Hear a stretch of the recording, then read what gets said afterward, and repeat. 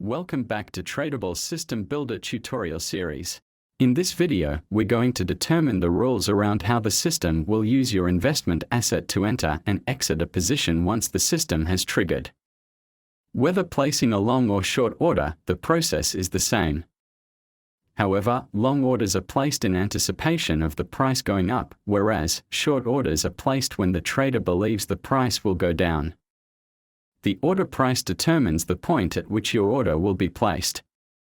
For example, if we choose the market price, once the trigger conditions are met, the order will be placed and a trade will take place at the current market price. A limit order will set the price that must be reached for the order to be filled. For example, selecting a limit below market will display another input box which requires a percentage value. Let's enter in 5%. This would mean that if the system triggers an order, the trade will only take place once the price drops 5% below the current market price. For more information on order prices, visit our documentation. The proportion of investment balance indicates how much of your investment balance will be allocated per trade.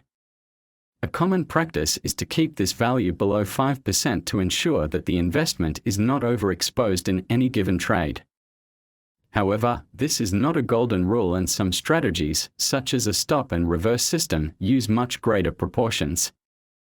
Let's revisit the below market limit order that we explored earlier. If the price were to rise, the system is left with an open order that may not be filled for an extended period.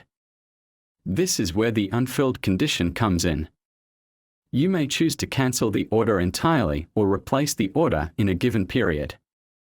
As the candlesticks represent a timeframe and it is possible to use varying candlesticks within a system, the value entered here will always represent the smallest candlestick selected in the long triggers.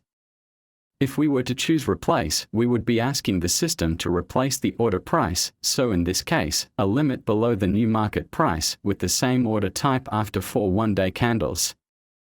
Moving on to risk management.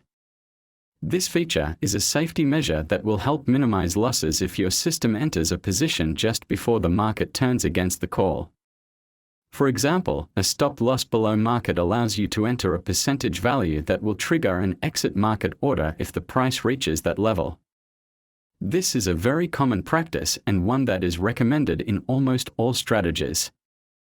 To learn more about risk management, visit our documentation.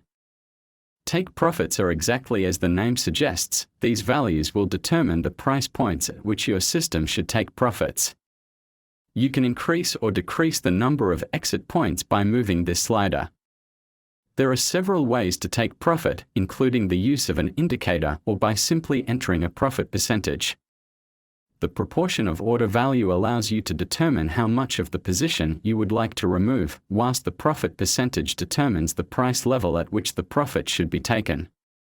As you can see in this example, if I remove 100% of what I had invested into this position at a profit level of 15%, the risk-to-reward ratio would be 1:3. Let's create a few more exit points and spread the take profits so that we are taking profits at different price points.